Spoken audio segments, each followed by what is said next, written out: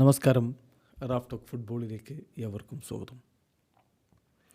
Neymar junior ഇന്ന് European വമ്പന്മാർക്കെതിരെ കളിക്കാനിറങ്ങും. Yes, German ക്ലബ്ബായ RB Leipzig ബ്രസീലിലെത്തിയിട്ടുണ്ട്. സാൻഡോസുമായിട്ട് അവർ ഇന്ന് കളിക്കാനിറങ്ങിയാണ്. ഈ മത്സരത്തിൽ നെയ്മർ ജൂനിയർ സ്റ്റാർട്ട് ചെയ്തേക്കുമെന്നാണ് ബ്രസീലിയൻ മാധ്യമങ്ങൾ നൽകുന്ന വിവരം.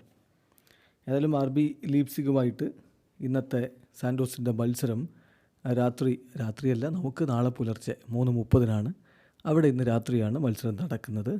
കളിയിൽ നെയ്മർ ജൂനിയർ സ്റ്റാർട്ട് ചെയ്യുമെന്ന് മാത്രമല്ല, മറുഭാഗത്ത് നെയ്മർ ജൂനിയറുടെ വളരെ അടുത്ത സുഹൃത്ത്, നെയ്മറെ റോൾ മോഡലായിട്ട് കാണുന്ന സാവി സിമോൺസും ഉണ്ടാകും.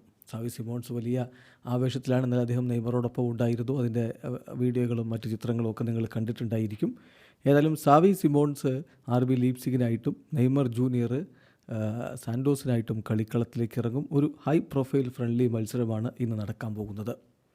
ഈ ഹൈ പ്രൊഫൈൽ ഫ്രണ്ട്ലി മത്സരം എന്ന് പറയുമ്പോൾ, ബൂണ്ടസ് ലീഗയിൽ നിന്നൊരു ക്ലബ്ബ് ബ്രസീലിയൻ മണ്ണിൽ പോയിട്ട് കളിക്കുന്നത് 25 കൊല്ലങ്ങൾക്ക് ശേഷം ആദ്യമായിട്ടാണ്.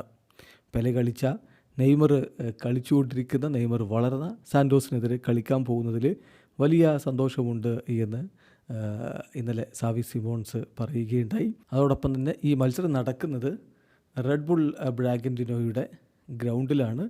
ഏതായാലും സൗത്ത് അമേരിക്കയിൽ പോയിട്ട് ഒരു ബൂണ്ടസ് ലീഗ ക്ലബ്ബ് കളിക്കാൻ ഇറങ്ങുന്നു. അത് RB Leipzig, Xavi Simons versus Neymar junior. Neymar മടങ്ങി വരവിൻ്റെ പാതയിലാണ്. ബ്രസീലിയൻ ദേശീയ ടീമിലേക്ക് അദ്ദേഹത്തെ ഉൾപ്പെടുത്തിയിട്ടില്ലെങ്കിലും അദ്ദേഹത്തെ നന്നായിട്ട് കൗണ്ട് ചെയ്യുന്നുണ്ട്.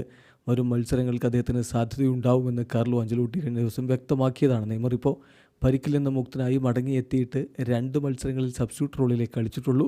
അദ്ദേഹം സ്റ്റാർട്ട് ചെയ്യുന്ന ആദ്യ മത്സരം ഈ ഫ്രണ്ട്ലി മത്സരമാകും എന്നാണ് ലഭ്യമാകുന്ന വിവരങ്ങളൊക്കെ സൂചിപ്പിക്കുന്നത്. വീഡിയോ അവസാനിക്കുന്നു. ഫുട്ബോൾ ലോകത്ത് കൂടുതൽ വിശേഷങ്ങളുമായി റാഫ് ടോക്സ് വീണ്ടും എത്താം.